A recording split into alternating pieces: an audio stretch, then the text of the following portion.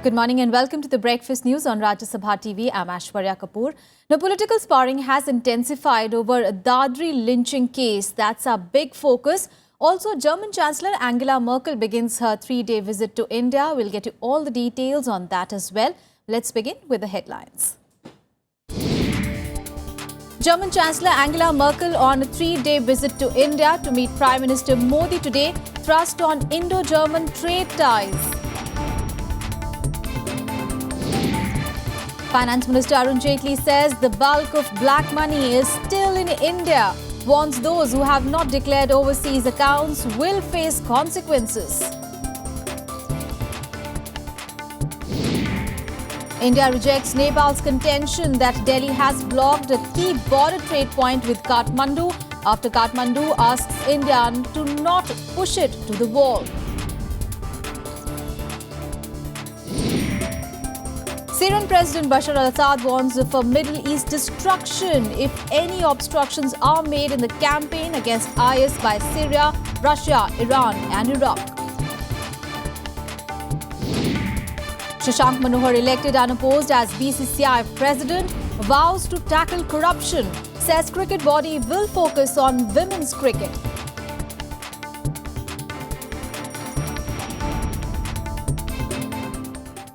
German Chancellor Angela Merkel arrived in New Delhi on Sunday night on a three-day visit to strengthen ties between the two countries.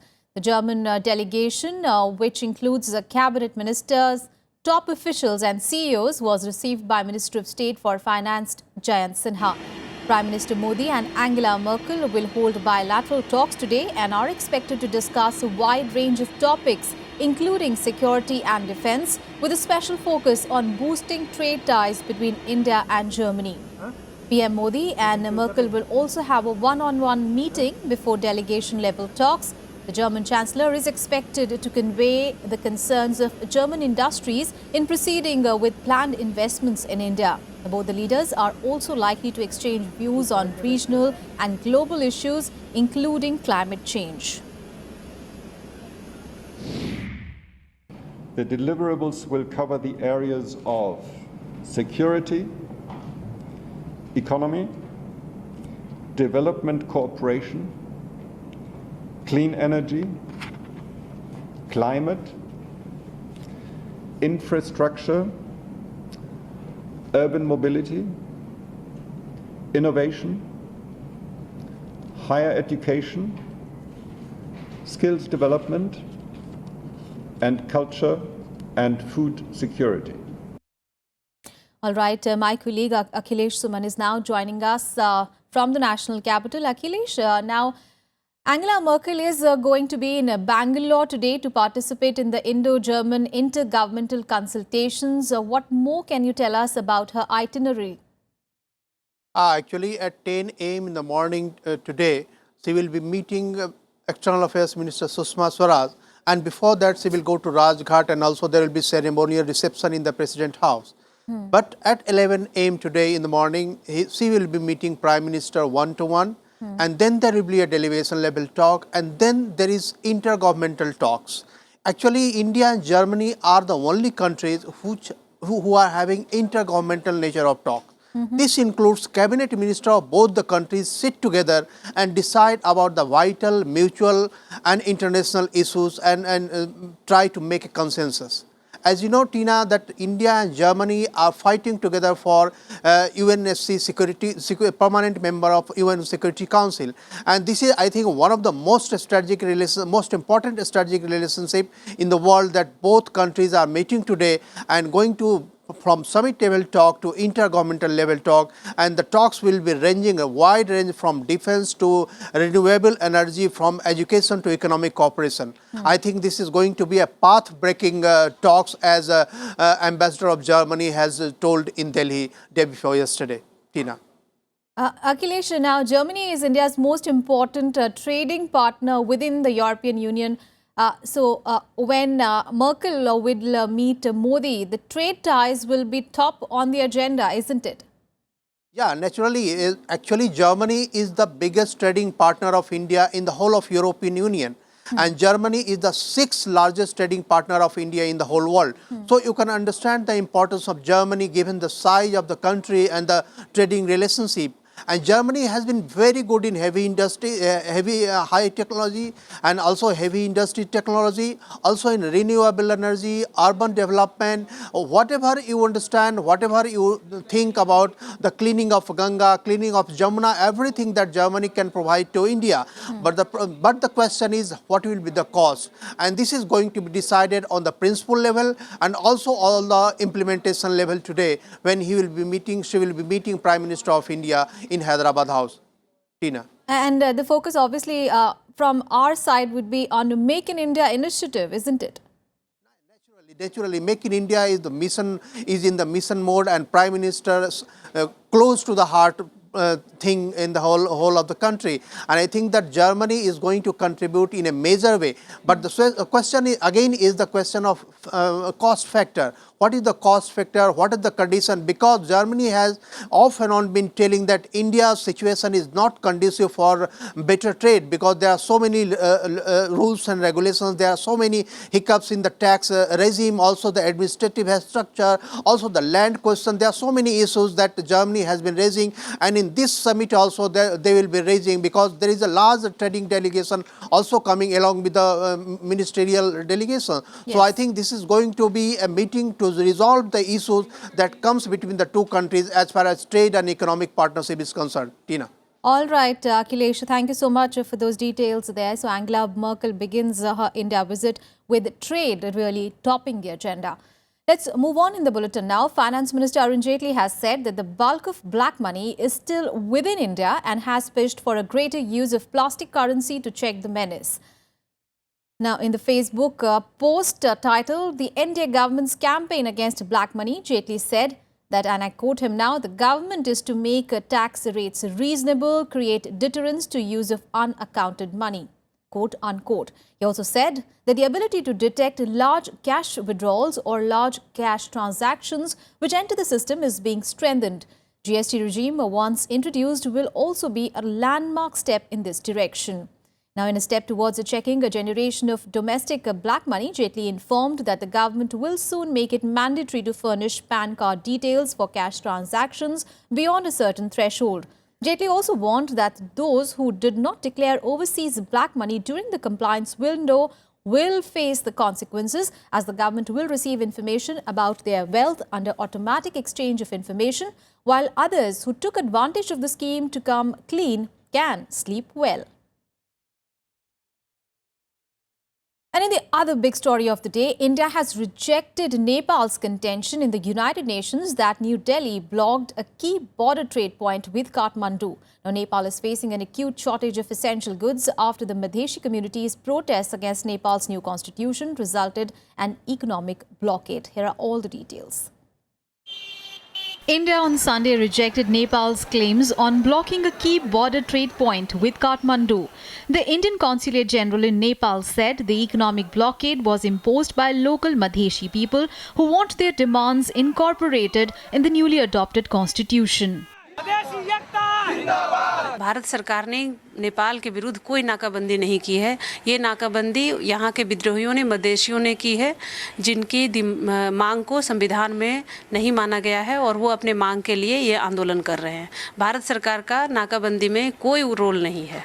The Nepal Madheshi community traced their origins to India, imposed an economic blockade to oppose splitting Nepal into 7 provinces, according to the new constitution. Ranjan said Nepal should have discussed their concerns with India before raising it at the United Nations. ये गलत है और ऐसा करने से पहले भारत सरकार और नेपाल सरकार को आपस में बात करनी चाहिए थी। बातचीत जारी है, तो अगर नेपाल ने ऐसा किया है तो ये निहायत ही गलत कदम है। Nepal's Deputy Prime Minister Prakash Man Singh reportedly made the charge to UN Secretary General Ban Ki-moon during his talks with him. Ban Ki-moon reportedly expressed his concern. Bharat का रुख स्पष्ट है कि नेपाल अपने मामलों को, अपने इंटरनल मामलों को आपसी डायलॉग और सहमति के आधार पर सॉर्ट आउट करे। हमारा इसमें कोई लेना देना नहीं है। ये विद्रोही जो है मधेसी नेपाल के हैं और नेपाल सरकार इसमें डायलॉग के माध्यम से उनकी मांगों को माने। Protesters blocked around 4,000 trucks at the border with India, the main supply route into landlocked Nepal, while the road to China is still obstructed by landslides. Bureau Report, Rajya Sabha TV. And our news are from poll-bound state of Bihar.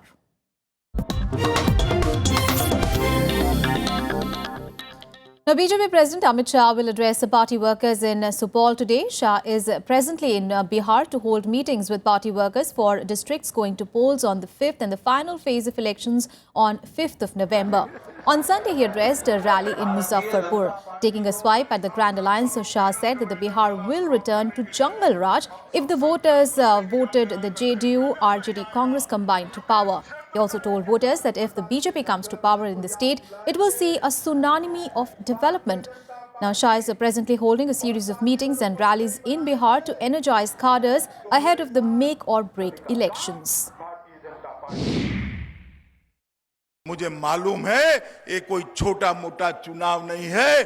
Bihar में भाजपा की tsunami आने वाली है, tsunami आने वाली है। 25 साल तक ये लालू नीतीश की जोड़ी ने शासन किया है और लालू जी के 15 साल तो बिहार आज तक नहीं भूला, आज तक नहीं भूला। आप फिर से जंगल राज चाहते हैं। 25 साल के अंदर कोई विकास का काम नहीं हुआ और अब कहते हैं कि एक मौका और दो तो हम विकास करेंगे। मित्रों, 15 साल तक जिस लालू का नीतीश ने विरोध किया उसको कंधे पे बिठाकर वो मुख्यमंत्री बन गए। Now, former Bihar Chief Minister Lalu Prasad's eldest son, Tej Pratap Yadav, who is contesting the election from Mahua constituency, will file his nomination today. Yadav dominated assembly constituency in Bihar's Vaishali district. Mahua goes to polls on 28th of October in the third phase of the 5-phase assembly elections, which begin from 12th of October. Now, Tej's younger brother, Tejasvi Yadav, filed his nomination papers for the upcoming Bihar assembly polls from Raghopur constituency on Saturday. Both Mahua and Raghopur are adjacent constituencies in Vaishali district, not far from Patna. Vaishali is considered a RJD stronghold. Lalu Prasad and his wife Rabri Devi, a former chief minister who won several elections between 1995 to 2010 from this constituency only. The polls for the 243-member Bihar Assembly polls will take place in 5 phases between 12th of October and 5th of November, with the counting of votes slated for 8th of November. And in Breakfast Bulletin, we'll take a very short break. But coming up after that, political slugfest over the Dadri lynching incident in Noida has intensified. We'll get you all the details on that and much more. Stay with us.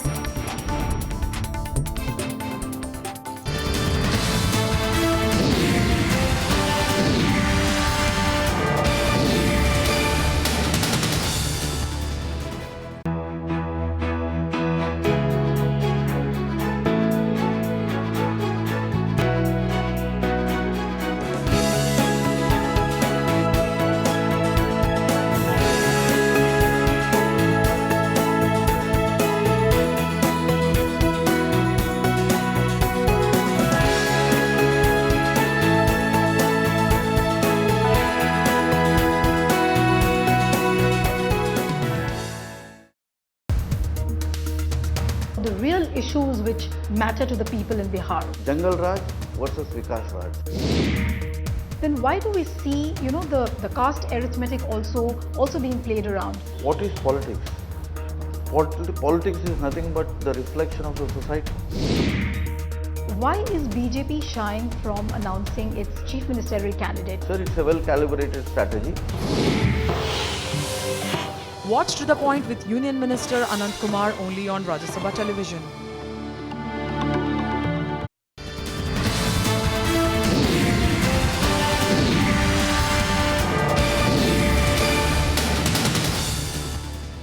News from UP now. Well, political parties targeted each other over the Dadri lynching incident in Noida on Sunday. BJP leaders accused Chief Minister Akhilesh Yadav of playing politics after he met the victim's family in Lucknow. Other parties, including the left, alleged that the BJP was bent on inciting communal tension. 6 days after the mob lynching incident, Dadri village continued to be tense on Sunday. A Home Guard constable was detained for questioning. Home Minister Rajnath Singh said the incident should not be given any communal colour. यदि कोई कहीं पर कभी कोई घटना होती है, घटना यदि कोई भी होती है, बहुत ही अनफॉर्चुनेट होती है, बहुत ही दुर्भाग्यपूर्ण होती है, लेकिन उसको राजनीतिक रंग देने की कोशिश नहीं करनी चाहिए और उसको बिल्कुल कम्युनल कलर भी देने की हमको कोशिश नहीं करनी चाहिए. Local residents resisted the entry of visitors, even as political bodies questioned what they called the silence of the BJP leadership on the incident. इसके अंदर जांच तो जरूर होनी चाहिए और अपराधियों पे सजा जल्द से जल्द ये काम होना चाहिए. जिस तरीके का प्रचार हो रहा है आज देश में, किस तरीके का खाना आप खा सकते हो, क्या नहीं खा सकते हो, इसके चलते हुए तनाव जो है अलग अलग समुदायों के बीच में ये बढ़ रहा है. I'm more worried about and more disturbed about the conspicuous, the chosen silence of my Prime Minister. This is something which disturbs our rhythm, and we believe very strongly that the Prime Minister somehow is actually clueless.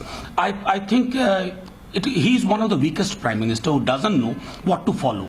In Lucknow, Uttar Pradesh Chief Minister Akhilesh Yadav met the family of the victim Ikhlaq and raised the assistance to 30 lakh rupees.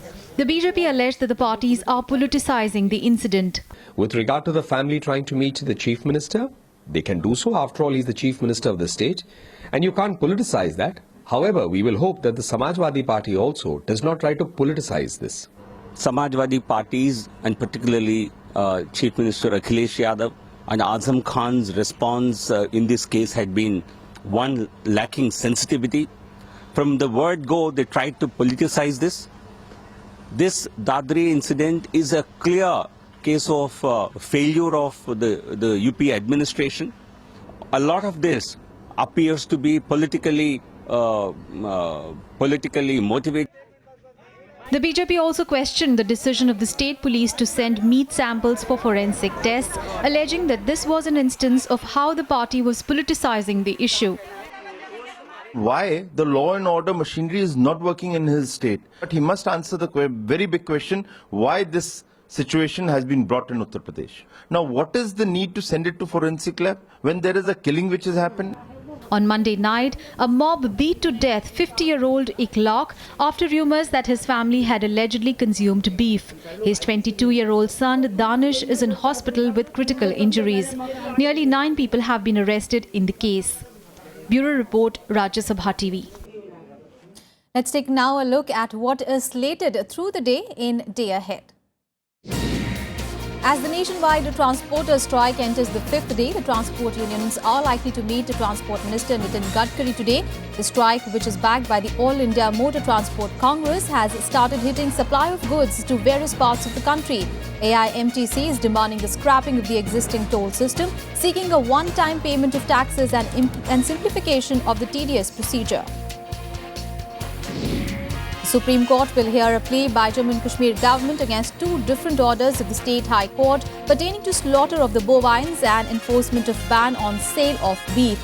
The J&K High Court in 2 separate orders had banned the sale of beef in the state and simultaneously issued notice seeking scrapping of the law that barred slaughter of bovine animals. Supreme Court will also hear AAP MLA Somnath Bharti's plea in the domestic violence case. The Apex Court refused to issue any directions to the Delhi police regarding further custody of Bharti, holding his anticipatory bail application infructuous. Bharti's judicial custody was extended by a day yesterday. He was arrested on 29th of September. In another hearing, the Apex Court will hear BCCI's plea seeking clarification on whether its former president N. Srinivasan can take part in the general body meetings of the board as chief of the Tamil Nadu Cricket Association.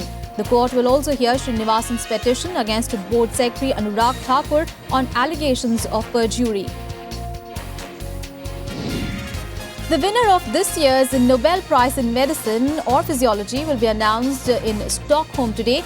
Daily announcements will follow during the week, with physics on Tuesday, chemistry on Wednesday, followed by literature. The Nobel Peace Prize will be announced on Friday. Each prize is worth 8 million Swedish krona and will be handed out with a diploma and gold medal on 10th of December.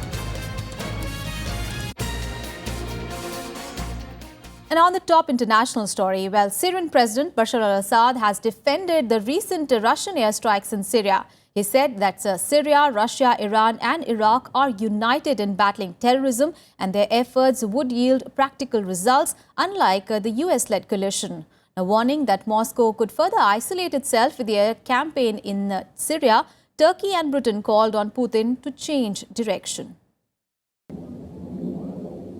Bolstered by Moscow's backing, Syrian President Bashar al-Assad said the fate of the Middle East rests solely on the success of the military campaign by Russia, Syria and its allies. Assad also criticized the US-led campaign as counterproductive, saying it had only spread terrorism. يجب أن يكتب له النجاح وإلا فنحن أمام تدمير منطقة بأكملها وليس دولة أو دولتان.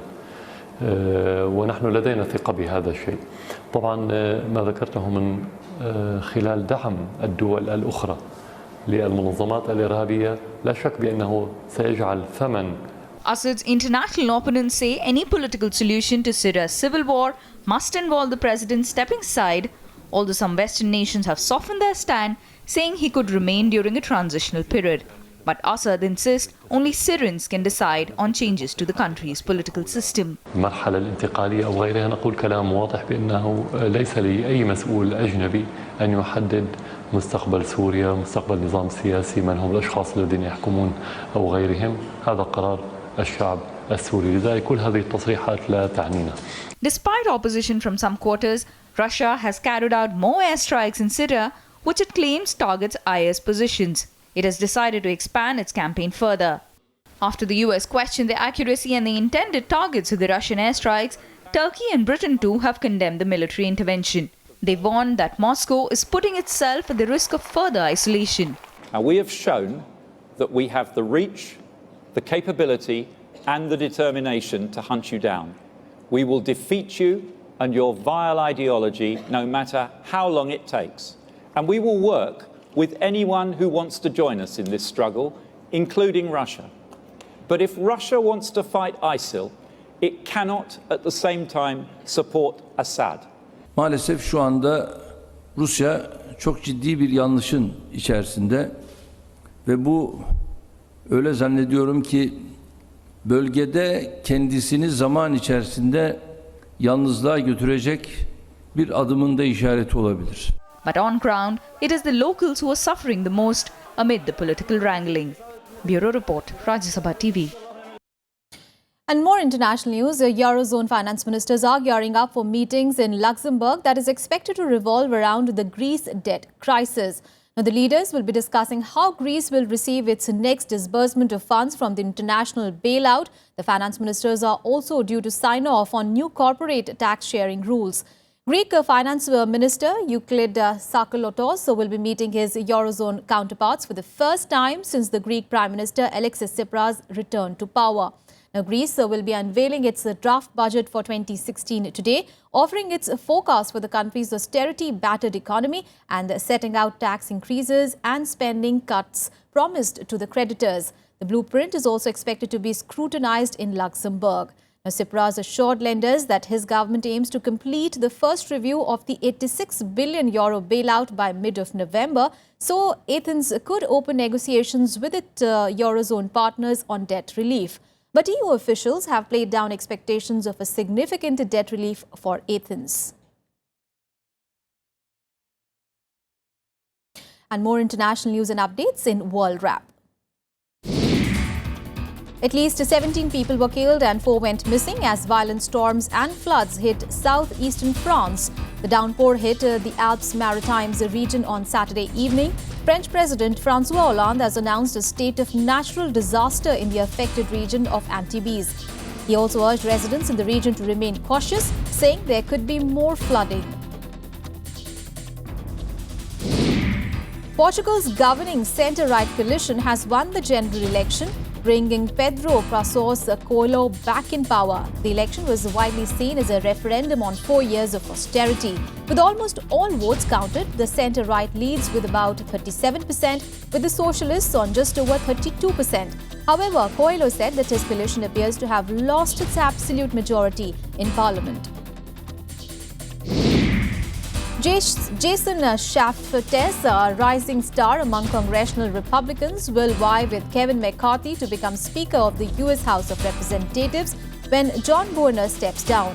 Shaftes' announcement further complicates an internal party struggle to replace Boehner, but Shaftes could mount a credible threat to McCarthy, more so than the other declared contenders for the Speaker's post. Islamic State militants have blown up the Arch of Triumph, a major monument in the 2,000-year-old Roman city of Palmyra. Syria's antiques chief Mamoun Abdul Karim confirmed that the Arch of Triumph, a jewel in the exquisite collection of the ruins in the oasis city, had been blown up. Now, IS has already destroyed 2 ancient temples at the central Syrian site in recent months. And on to sports now. Well, Shashank Manohar was elected unopposed as the BCCI president yesterday. Manohar said that his focus will be to restore BCCI's battered image, tackle corruption and conflict of interest issues. He also said there won't be any vindictive attitude towards anyone, including former chief N. Srinivasan. He called Srinivasan one of the best secretaries of the board. I have to continue the good work which was being done by Mr. Jagmohan Dalmia, who had thought of certain reforms, but unfortunately he could not carry them out. A new era in the BCCI. Shashank Manohar was on Sunday appointed unopposed as the cricket body president for a second time. A special general meeting of the BCCI ratified his appointment in Mumbai. All 6 units of the East Zone unanimously proposed his candidature. BCCI की history में पहले शख्स हैं जो 2 बार unopposed प्रधान बने हैं और पिछली बार इनकी प्रेसिडेंटशिप में भारतीय क्रिकेट टीम ने वर्ल्ड कप भी जीता था। जितने अच्छे काबिल एडमिनिस्ट्रेटर हैं वो सब चीजों को सब चैलेंज को पूरा करने में सक्षम हैं। काफी अच्छे सफल और निष्पक्ष प्रशासक रहे हैं। Mr. Shashank Manohar as elected as the unanimous president of the BCCI, I am sure under his able leadership the cricket will grow with every passing day.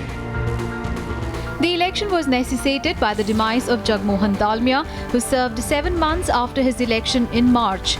Immediately after his election, Manohar announced a slew of reforms that include appointment of an ombudsman, a clean-up to restore the board's image, central contracts for women cricketers, common auditor to monitor expenses of state units, and putting BCCI's balance sheet on the board's website. Manohar also said he will discuss with the centre possibilities of attaching an investigating agency to the BCCI to curb corruption. The confidence of the cricket-loving fans has shaken due to certain things which have happened, unpleasant things which have happened. But leaving them aside, it is now the duty of all members of the board to build the reputation of this board and bring it back to its original reputation.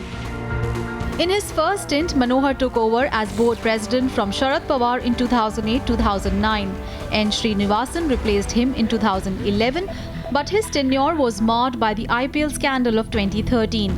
Srinivasan was forced to step aside after his son-in-law Gurunath Mayappan was exposed in a betting racket. Bureau Report, Rajya Sabha TV.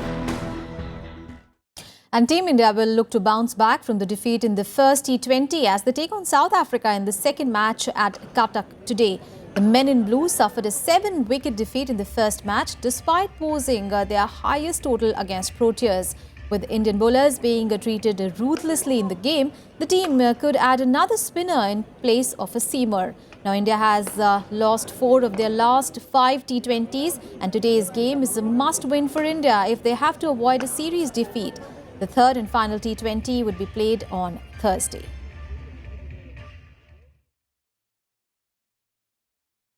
Well, that's all in this edition of Breakfast News. Thanks so much for your time. Have a great day ahead.